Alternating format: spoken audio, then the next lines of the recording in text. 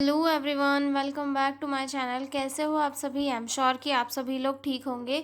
तो चलिए हम लोग आज का वीडियो स्टार्ट करते हैं। आज के वीडियो में हम लोग डिस्कस करने वाले हैं role of nurse in research. ये 5 नंबर का क्वेश्चन है और प्रीवियस ईयर क्वेश्चन पेपर में पूछा गया था। ठीक है, मैं आपको बहुत ही सिंपल और ईजी लैंग्वेज में समझाऊंगी कि नर्स के क्या क्या रोल होते हैं रिसर्च के लिए। ठीक है, और तो चलिए इसे स्टार्ट करते हैं। अगर आपको इसका PDF नोट्स चाहिए हो तो डिस्क्रिप्शन में मेरा मेल दिया हुआ है, उस पर कांटेक्ट करके आप लोग PDF नोट्स ले सकते हो। तो चलिए स्टार्ट करते हैं।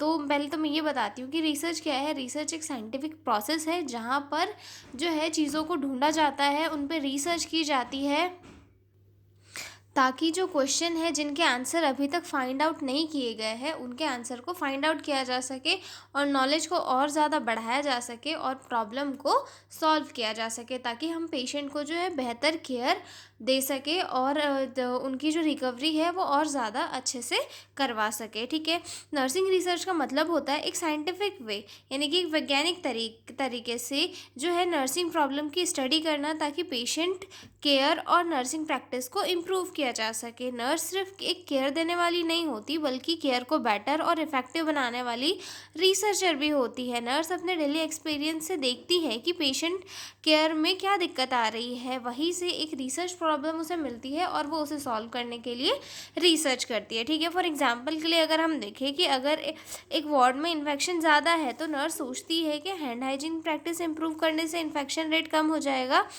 यही एक रिसर्च क्वेश्चन बन जाता है। तो वो उसके ऊपर रिसर्च करती है, डाटा वगैरह कलेक्ट करती है और फिर एनालिसिस करके जो है प्रॉब्लम का सोल्यूशन निकालती है, जो आगे चल के लोगों के लिए बहुत बेनिफिशियल होता है और केयर भी प्रमोट होती है। ठीक है, तो मैं आपको सब पॉइंट्स में बताऊंगी कि क्या कौन कौन से पॉइंट्स है जिसमें ये डिस्क्राइब किया गया है कि रोल क्या है नर्सेस का रिसर्च में। उसके बाद हम एक एक पॉइंट को जो है डिटेल में पढ़ेंगे। ठीक है, फर्स्ट पॉइंट है identify the problem, second point है review the literature, then third point है formulating research question hypothesis, then fourth को आता है planning and research study, then fifth आता है कलेक्टिंग डाटा, देन सिक्स्थ आता है analysing the and interpreting then data, then seventh आता है implementing finding in nursing practice, then eighth आता है disseminating research finding, then ninth आता है participating in research project, then आता है 10th वाला मेंटेनिंग एथिकल स्टैंडर्ड्स। ठीक है, अब हम एक एक पॉइंट को जो है डिटेल में पढ़ेंगे। ठीक है, सबसे पहला पॉइंट दिया हुआ है आइडेंटिफाई द प्रॉब्लम, यानी कि नर्सेज जो है प्रॉब्लम को आइडेंटिफाई करती है। Nurse observe patient care and identify real issues और प्रॉब्लम इन द हॉस्पिटल और कम्युनिटी। नर्स पेशेंट के सबसे क्लोज होती है, इसीलिए उसे पता चल जाता है कि हॉस्पिटल में एक्चुअल में प्रॉब्लम क्या चल रही है। वो देखती है किस एरिया में इम्प्रूवमेंट चाहिए और फिर उस एरिया में जो भी प्रॉब्लम है उसे आइडेंटिफाई करती है और उसके ऊपर रिसर्च करने की कोशिश करती है। ठीक है, for example increased infection rate in the ward, मतलब अगर वार्ड में इन्फेक्शन रेट बढ़ रहा है तो सबसे पहले किसे पता चलेगा? ना किसी डॉक्टर को पता चलेगा, ना किसी अदर स्टाफ को पता चलेगा, सबसे पहले नर्सेज को पता चलेगा और नर्सेज ही जो है उसका सोल्यूशन निकालेगी। ठीक है, उसके बाद जो सेकेंड पॉइंट आता है review of literature. Review of literature क्या होता है कि जो पुराने पहले से ही बुक्स या फिर जो भी जर्नल्स वगैरह है, पब्लिकेशंस वगैरह है, जिनमें उस प्रॉब्लम से रिलेटेड टॉपिक अगर दिया हुआ है तो उसकी स्टडी करना। तो नर्सेस क्या करती है, सबसे पहले तो प्रॉब्लम को आइडेंटिफाई करती है, उसके बाद उस टॉपिक से रिलेटेड जो इन्फॉर्मेशन है वो अगर किसी जो पुरानी बुक्स या फिर रिसर्च पेपर या फिर आर्टिकल्स में अगर अवेलेबल होता है तो उनको पढ़ती है, ताकि जो है उनसे पता चल सके कि टॉपिक पर पहले क्या स्टडीज हो चुकी है। ठीक है, nurse collect information from books, journals and research papers. It help to know what is already known and what is still needs to be studied, यानी कि जो नर्सेस है वो टॉपिक से रिलेटेड चीज़ों को फिर से एनालिसिस करती है कि भाई इन टॉपिक के पे पहले भी कोई स्टडी हुई है और अगर स्टडी हुई है तो उनमें क्या क्या लिखा है। तो नर्स जाती है और उन सारे टॉपिक्स को एनालाइज करती है और फिर उनके थ्रू जो अपना रिसर्च टॉपिक है उसे अच्छे से बनाती है और उसमें जो भी कमियां हैं उसे भी अपने टॉपिक में कवर अप करने की कोशिश करती है। ठीक है, अगला पॉइंट आता है इसमें हमारा फॉर्मुलेट रिसर्च क्वेश्चन हाइपोथेसिस, मतलब क्वेश्चन, रिसर्च क्वेश्चन या फिर हाइपोथेसिस बनाना भी किसका काम होता है, एक नर्स का काम होता है। ठीक है, रिव्यू लेने के बाद में क्या होता है, नर्स को क्लियर और स्पेसिफिक रिसर्च क्वेश्चन बनाती है। रिव्यू ले लिया पहले लिटरेचर से कि क्या क्या चीज़ें पहले से अवेलेबल है और क्या क्या चीज़ें फाइंड आउट करने की ज़रूरत है। उसके बाद नर्स जाती है और एक स्पेसिफिक रिसर्च क्वेश्चन बनाती है। ठीक है, फॉर एग्जाम्पल के लिए, does health education improve hygiene, क्या हेल्थ एजुकेशन देना हैंड हाइजीन को इम्प्रूव करेगा, ये उसका रिसर्च का एक मेन क्वेश्चन बन जाता है। ठीक है, तो इस क्वेश्चन से हाइपोथेसिस बनाता है, एक अजम्पशन, एक ये क्वेश्चन क्या करता है, एक हाइपोथेसिस बनाता है कि हाँ शायद हेल्थ एजुकेशन से लोगों में हैंड हाइजीन को लेकर अवेयरनेस आएगी और लोग अवेयर हो जाएंगे। तो मतलब जो नर्सेस है वो प्रॉब्लम कि मतलब एक क्वेश्चन फॉर्मुलेट करती है और फिर वहाँ से हाइपोथेसिस का फॉर्मेशन करती है। ठीक है, अगला पॉइंट आता है हमारा प्लान द रिसर्च, यानी कि नर्सेस क्या करती है, जो रिसर्च है उसके लिए प्लानिंग करती है कि कौन सी मेथड यूज़ करनी है, कौन से टूल यूज़ करने हैं, टाइम कितना कंज्यूम करेगा और बजट कितना है, और रिसर्च डिज़ाइन वगैरह क्या डिज़ाइन करनी है, सैम्पल वगैरह, मतलब सारी चीज़ें जो है नर्स प्लान करती है। ठीक है, nurse help in selecting research design, sample and tools, she ensure the study is ethical and practical. मतलब जो नर्सेस है वो सारी चीज़ें प्लान करती है कि कौन से टूल्स यूज़ करने हैं, कौन से सैम्पल्स यूज़ करने हैं, टाइम, बजट, सारी चीज़ें, और ये इंश्योर करती है कि स्टडी जो है एथिकल और प्रैक्टिकल होनी चाहिए। ठीक है, अगला पॉइंट आता है हमारा डाटा कलेक्शन।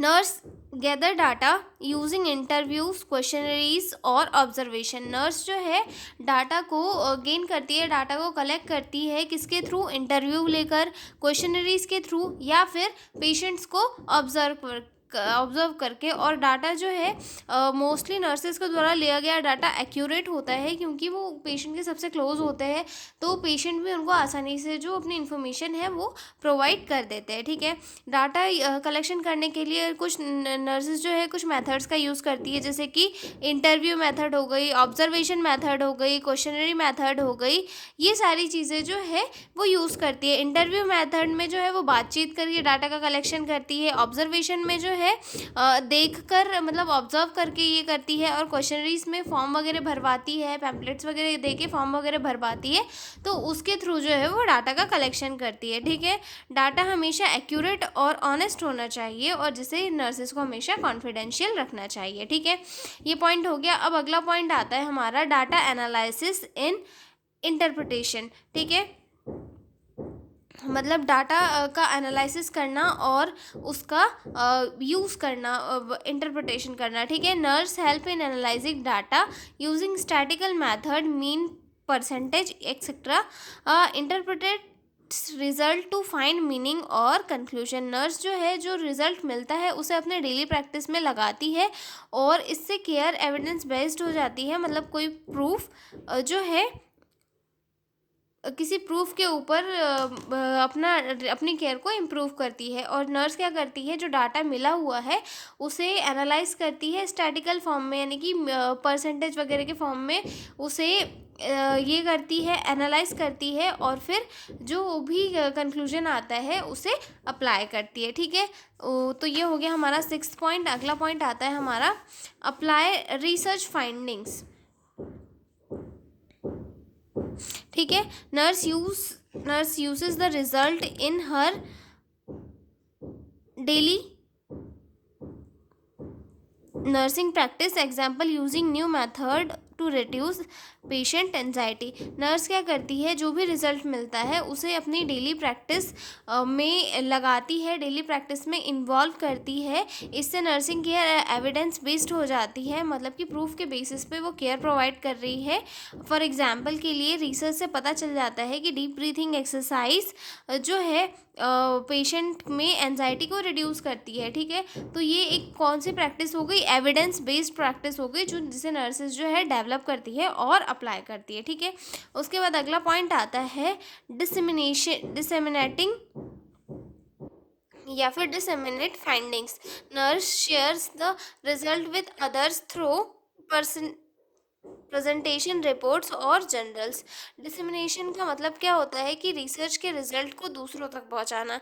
मतलब कुछ वे में जो नर्सेस है अपने रिसर्च की फाइंडिंग्स को दूसरों तक पहुंचाती है, जैसे जर्नल्स के फॉर्म में, जर्नल्स में पब्लिश करती है, कॉन्फ्रेंस के इसमें प्रेजेंटेशन देती है, हॉस्पिटल के इन सर्विस एजुकेशन में शेयर करती है। ठीक है, नर्स अपने हॉस्पिटल के स्टाफ को सिखाती है कि ये रिसर्च मैंने इस पर्टिकुलर टॉपिक के ऊपर की है और इससे ये बेनिफिट है, तो आप लोगों को भी ये चीज़ें जो है अप्लाई करनी चाहिए। ठीक है, उसके बाद अगला पॉइंट आता है maintain ethical standards. Nurse ensure participants right, privacy and consent are protected. मतलब नर्स ये इंश्योर करती है कि जो पार्टिसिपेंट्स है, जो पेशेंट्स है, उनका डाटा हमेशा प्राइवेट रहे और कॉन्फिडेंशियल रहे। ठीक है, और हमेशा उनसे डाटा जो है पूछ कर लिया जाए, उन्हें उनका कंसेंट लेकर उनका इन्फॉर्मेशन लिया जाए। ठीक है, और उनके डाटा को प्राइवेट रखा जाए और किसी को बिना हार्म पहुंचाए आसानी से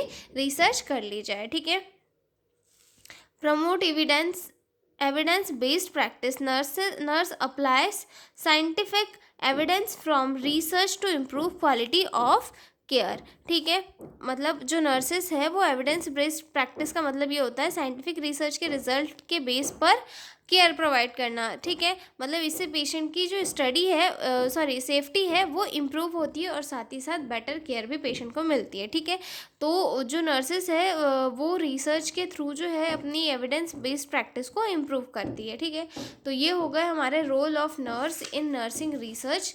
तो मिलता है अगले वीडियो में एक नए क्वेश्चन के साथ, और अगर पीडीएफ नोट्स चाहिए हो तो डिस्क्रिप्शन में मेरा मेल दिया हुआ है, उस पर कांटेक्ट करके आप लोग पीडीएफ नोट्स ले सकते हो। तो मिलते हैं अगले वीडियो में, तब तक ले बाय बाय।